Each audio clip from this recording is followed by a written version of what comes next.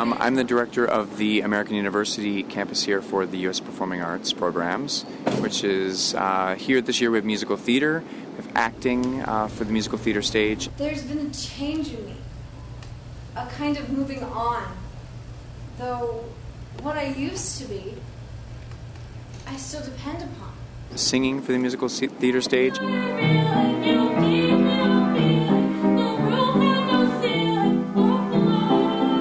And also dancing for the musical theater stage. And we're 3 weeks here in Washington, D.C.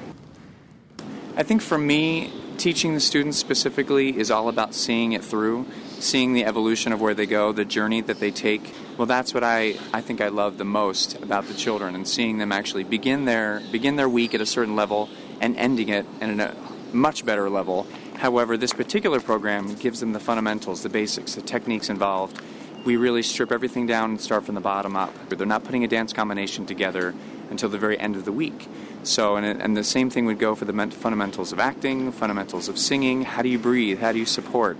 Not let's learn a song.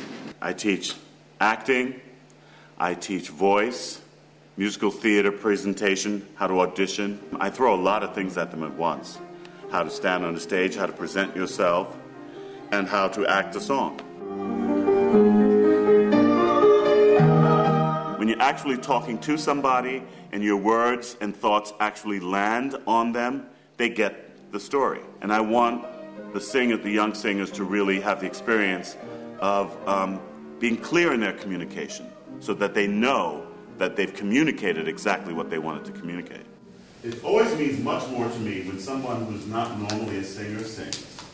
Somebody who has a great voice, they get up and sing.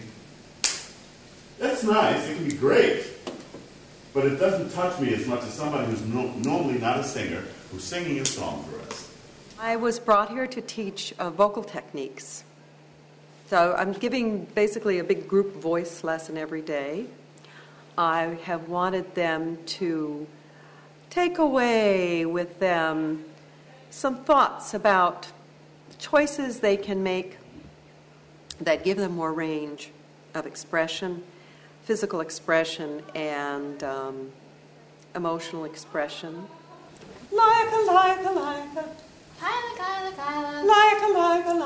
We are born with kinds of primal organization and movement and alignment in our bodies, and we want to work towards having harmony between the choices, the choices which become habituated movement, and our primal movement and organization.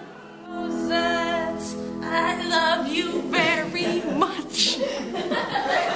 I'm working with the voice kids and the music theater kids on musical presentation, how to present a song in audition, which includes the singing of the song, the acting of the song, the presentation of yourself as a performer. So I work with some vocal technique, I work with acting techniques, I put them together, we work individually, we work in groups. It feels a little bit like you're pushing. Like, pushing is different than being big. Being big is being big. You've seen big people, they're just big. They don't have to push, they're just big, right? You don't have to get a haircut. You don't have to change your shoes. You don't have to change a thing.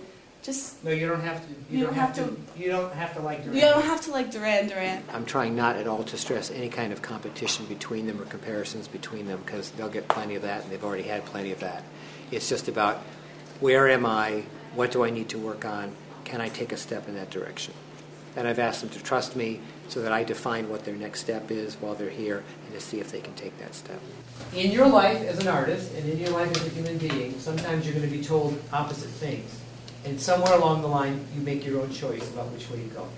So I ask you to try the things that I experiment with you today, see if they work for you, and if they don't, let them go. And if they do work, great. Just being here in the environment, I think, is just the most amazing part of it all. And seeing them say, I got it, and they get it. And that's like, and you see the light go off. And all of a sudden, it triggers something, and they get it. And that, to me, is magical. What I love is when something clicks, something releases, some part of tightness lets go, and they begin to experience an honest expression of who they are. There's so many crazy things going on in this world that if you change the thinking of young people and inspire them, they'll take it and you plant a good seed and 3 good fruits will come from that.